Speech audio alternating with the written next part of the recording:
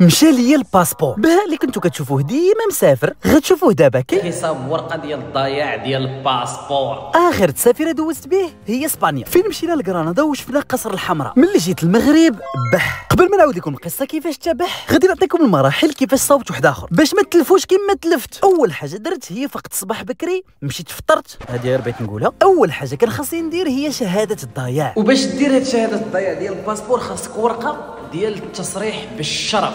فين بقى شي شرف والباسبور طايح لي.